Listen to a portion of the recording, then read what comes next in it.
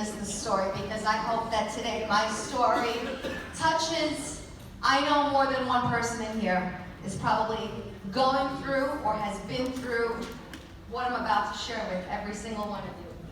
But I want to ask a simple question to everyone here today. Who here knows someone or loves someone that has a child with special needs?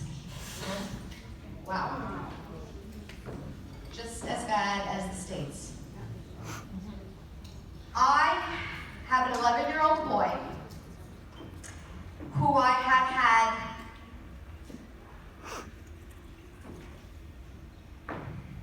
he lost everything, guys. 8.5 years ago, my son lost the ability to speak. He lost the ability to do simple motor skills. My son had significant behavioral challenges where he would bang his head on the floor over and scream and yell. He was sick. He had circles around his eyes. His eye went in cross-eyed. He would stim, verbally stim. He would jump all day. It was a battery that never got shut off.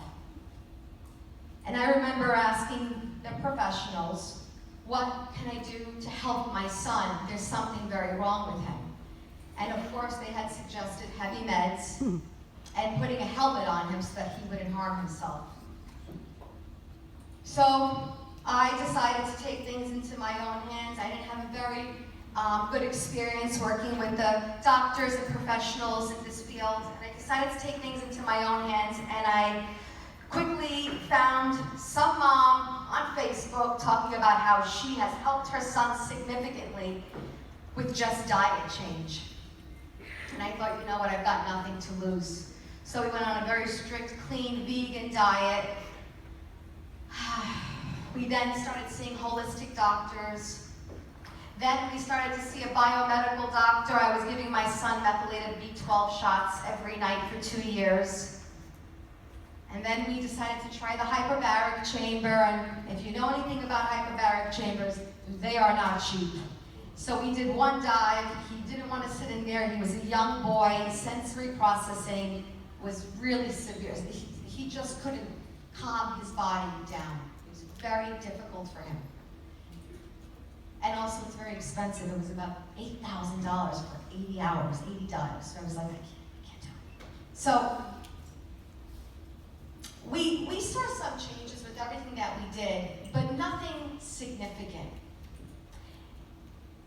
Shortly later in my life, I met Javier Solis. If you don't know, we've only been married for 1.5 years. We're not together for all these years. We're newly wed and a new couple, and we got together, and I was terrified as a single mom to have anybody else around my son, especially a child who cannot speak. Because how would he ever tell me if something was wrong? I had real big trust issues, guys. We'll get into that next. So, I remember going to Disney with my then boyfriend, and I said, Javi, look at those babies in front of us, the 2 little boys. They're having conversations, they're playing, as every child should. And I looked at him, and I just started to cry, because I knew that that would never be our reality. And he says, what's the next thing that we have to do? I said, stem cell injections, but they're very expensive. He goes, how much do they cost? I said, well, they're about $20,000. And we believe in life. If there's a will, there's a way. Yep. So we took out all the credit cards and we just charged it. And we took our baby to Mexico to get stem cell injections. And I knew it was something that I would have to do on a consistent basis. I didn't think this was going to be a one-shot deal. This was something that I would have to visit this country internationally, get stem cell injections, probably yearly. Short few months later, I get a phone call from Mike and Saeed Hernandez, our dear friends and sponsors, and they proceed to tell us about this patch that I mentioned earlier. I thought they were out of their mind. How can this simple patch do exactly what the injections? My son got nasal injections, he got a spinal cord injection, and he got an IV into his vein. You'll see in the video later, there's going to be a brief video I'm going to show everybody later. You'll see what we had to go through. It was quite difficult to watch anybody that you love go through such. It was painful for him.